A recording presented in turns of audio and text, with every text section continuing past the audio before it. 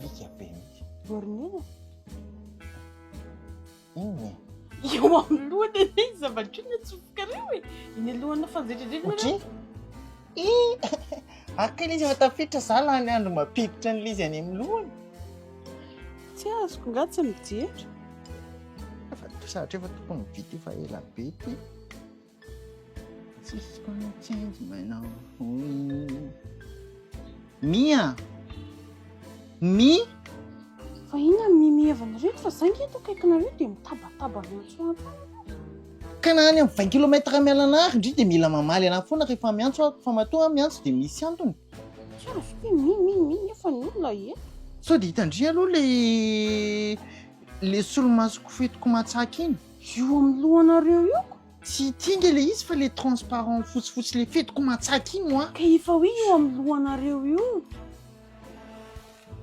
Aizako izany teny izany na kefa mila ho tapaka mihitsy. Fa any ve ny lohanareo io amin'ny tapikandrinareo sy solomasonareo. Ay vezo. Nareo ve manany ihany? Ndany ty aprimo. Si sono sem ruela you you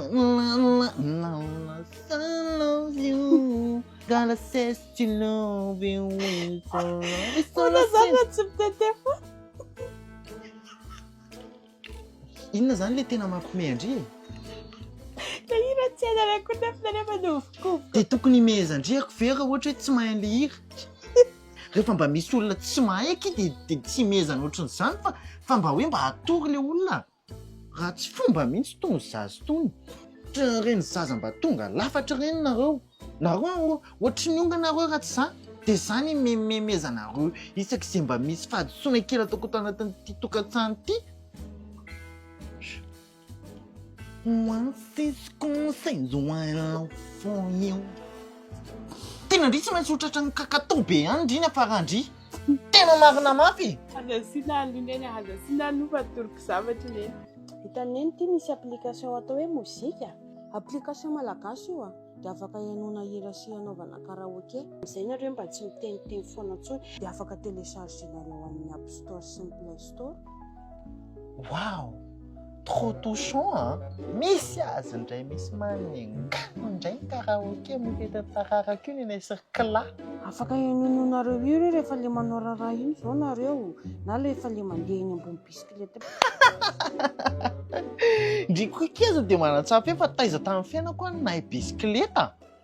Ny tsaroko farany nandehanako bisikileta zao tany ambanivohitra dia vao nandeha kely ahako dia nidesena le izy dia totana be teo amin'ny cadre dia izay no nahasimba.